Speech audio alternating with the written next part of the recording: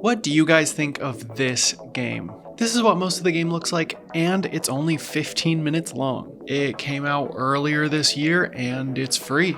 Welcome to the first episode of REG, Ranking Every Game, a show where I rank every game I've ever completed. As of right now, I have beat 88 games and am barreling towards the big 100. By the end of this video, you will be able to see where the free games of 2025 stack up against all the rest of the games that I've ever completed. So the game I showed earlier is called This Game Ends in 205 Clicks. And it's true. Listen, I like a smaller game. I will always appreciate a focused and short experience to a long, meaningless one that kind of just feels like treading water. But if we're using the beach as an analogy, this game is barely feeling the moisture in the sand. But I like the moisture, at least I think. This game is about the villain of a cartoon struggling with his day off from fighting the girls, basically the Powerpuff Girls, and being pigeonholed into being villainous. He wishes to differentiate himself from the villain role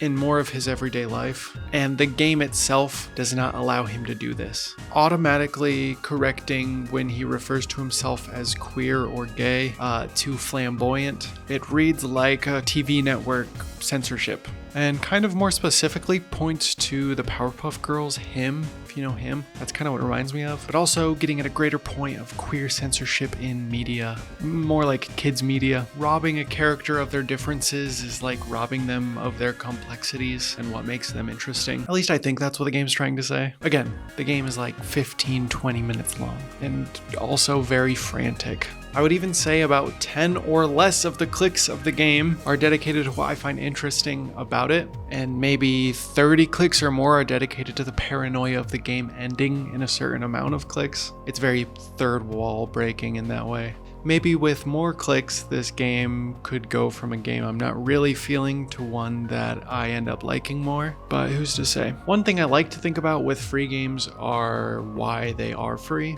At risk of explaining something I don't fully understand or speaking for the creator in some way, I think this is free in hopes of funneling people like me attracted to the concept of a free game to check out their other work. Even in the game, they talk about other The Girls games and even link to them. The link takes you to the creator's Steam page. And honestly, so that I feel like I'm being fair to the creator, I do think you should check out their big hitter in Stars in Time. I have a couple of friends who've played it and liked it. But for me though, with TGWEI2C, that's quite the acronym, I would give it a 5, and it lands pretty low on my REG list at 80 out of 88. Check out In Stars in Time though. Another free game that came out this year is Poco. Poco is a point-and-click adventure about a clown getting kicked out of the circus in the sky, and he has to solve puzzles in this recycled society in order to make a rocket to get back to the circus. I've been really missing point-and-clicks without even really knowing it, and honestly, now that I'm thinking about it, if you're gonna make a free game, a point and click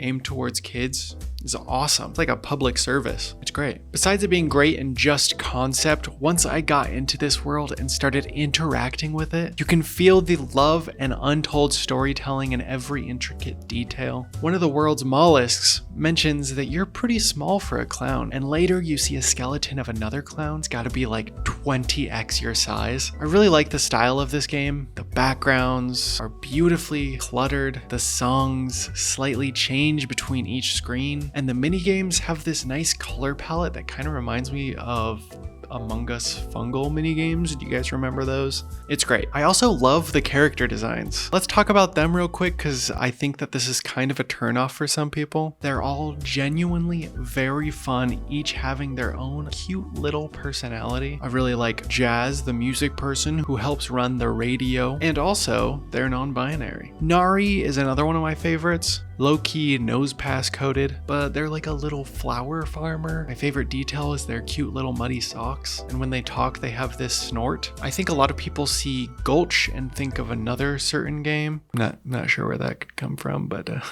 I had a friend say that this game looks sloppish, and I think that's the reason, but this game is anything but slop. I don't usually do this sort of thing, but after I beat the game, I checked out their Instagram, and it was so cool seeing the work that was put into this game and what went into the early concept art. They also have posts for each of their people who worked on the game, and each one has little characters to accompany them. It looks like such a fun team, and I'm very excited to see what they make in the future. I'm reading off a script, guys. I'm gonna get off the script for a second and just say that listening to myself read that last part kind of made me feel like a mass-produced channel.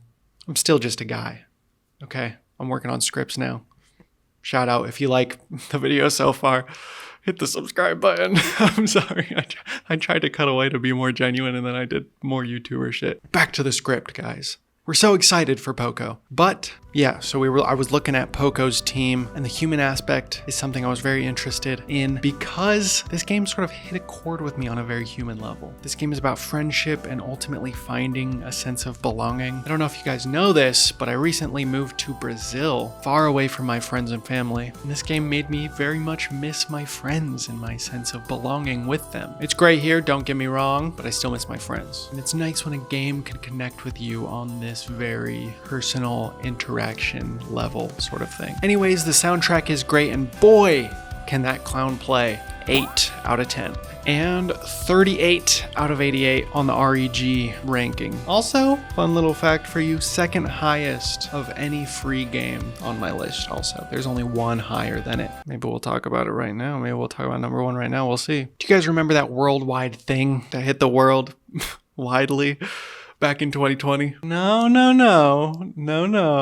that one. I'm talking about Ina, or Enna. I don't know how to say it. A weird little surreal YouTube series exploring the virtual liminal space. I guess a virtual liminal space. And flash forward 5 years, they made a game with a very similar world and style. I feel like I should preface this because I would prefer if someone prefaced it for me. You don't have to watch the YouTube stuff to enjoy this game. It's very standalone. I've seen all the YouTube stuff, but I don't remember any of it. I didn't remember it going into it. You're good. Honestly, the game is just weird whether you experience it and are expecting it or not. Sometimes it feels like listening to this game's dialogue or reading it. There was like a thing a while ago, someone said that Radiohead was taking lines from a hat to read for their songs. It was just very random, all over the place thoughts. That's kind of how this game's dialogue feels to me. At first I played through it and was pretty overwhelmed by this, just trying to figure out what I'm meant to do and how this world works. There was a lot going on. But it becomes easier, and once you just dive into it, I really don't think it's difficult. I think it's just coming at it at first glance. It was a lot, so just be ready for a lot. Very simple. Just walk around, talk to people, solve their problems. And they give you like little missions, and you check the tab menu, and there's your missions. They're so beautifully laid out. Each one has like these fun little hand-drawn animations. Effort maxing for sure. It feels like every aspect of this game just has like a spoonful of personality. The game also knows it's a game, not in like a cringe third wall breaking sort of way, but more of a why else would this be here sort of way. I particularly like this little doorway and how it's just left completely open while still keeping the normal, cringe, small, regular doorway present. Do you guys know Annie Austin, the YouTuber? The guy who searches for lesser known areas in games and sort of just appreciates them. I feel like him when I look at this doorway. This out of place wall break is something that only really happens in game, and I like that. Video games seems to have done this on purpose. You aren't walking around a physical space, it's a video game. Things like this will happen, and that's cool. Okay, I'm gonna talk about a couple things that I actually didn't love about the game. Surreal games are interesting because I feel like it can use its veil to tell pretty much any story at once under metaphor, and I'm swinging back and forth on whether this game is doing that or if it's just ever so quirky. And as of right now, I'm having trouble sitting in the middle of the teeter-totter or seesaw. Is that like a regional thing? Seesaw, teeter-totter? I don't know. Let me know what you guys say. I'm from Utah originally, and I don't know what we say. I feel like seesaw.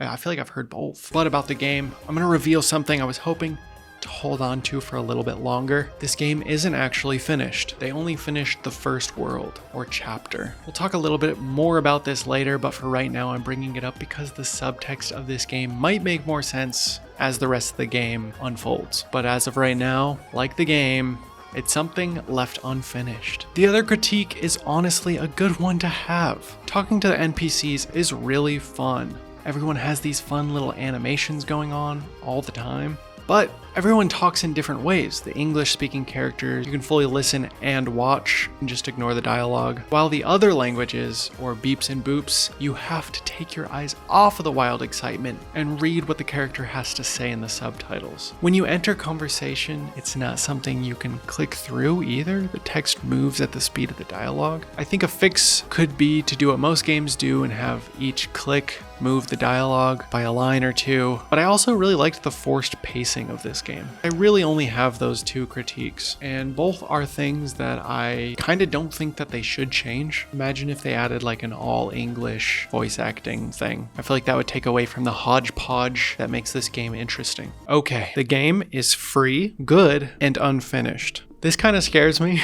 Personally, I'm someone who doesn't like to buy new games too often, and I fear this game could be getting the Deltarune treatment. I would really prefer not to pay for each subsequent chapter, even if it was just like, hey, here's the demo, and then we're gonna drop the whole game later. But I don't know, this new trend of games doing like the paid chapters is kind of annoying. And my first thought for this game was, okay, they have a pretty solid group of people who are supporting them financially via Patreon or whatever. Maybe they are just crowdsourcing to make a free game and then make their money off of Patreon and merch, which I think that you could do, but honestly it would be kind of stupid to do that, because why wouldn't you just make it cost money? And I don't know if you guys have noticed this. I'm someone who likes to peruse new and free on Steam, new free games on Steam. But there's been a trend lately of making the first chapter in your series be free, and then subsequent chapters costing money, so that you jump in on the free game, maybe thinking it's a full experience, and then kind of get clickbaited into having to purchase more games or drop the series completely. It sort of reminds me how Steam used to be with early access games. People would buy early access games, regret it because the game's not finished, and then Steam ended up making like a very clear notice on each of those games, being like, hey, this is early access,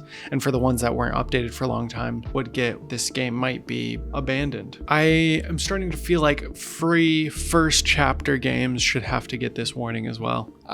Yes, it's free, you aren't losing anything by playing it, but you are losing the time that you spent playing a game that you thought you would be able to finish. I find it kind of annoying, but on a scale of 1 to 10, I'm like a 3 out of 10, 10 being the most annoyed. I still think the game is very cool and maybe could see myself coming back, but it would have to be after all the chapters are out and maybe seeing how much money that is also. I'm honestly more sad that free games don't always mean that they're gonna be actually free and finished. It feels like it's either way too short, a gacha game, or like a live service shooter with loot boxes. Those are like the 3 games that are free on Steam. That guy's brapping. Can you hear that shit? But even more of a reason to check out Poco. Poco is what I kind of wish ENA was. But as for ENA's ranking, I don't rank games that I didn't beat, so everything I'm going to say isn't canon to the beautiful REG list. But if you really want me to rank this demo essentially as its own game, I would probably give it around a 5. Just because it's not finished, it would be a pretty huge drawback for me. I could see this game getting closer to an 8+ on full release, and I do think you should play it either now or on full release if you want. Okay guys, I need your help. I need you to like and subscribe. If you're on mobile watching this the week it comes out, please hype this video if you don't know how to hype. It's very easy. You scroll to the comments, swipe over, and click the hype button. Also, while you're down there, leave a comment. Let me know what kind of games you want me to talk about next, topics or game-specific things. Okay guys, goodbye.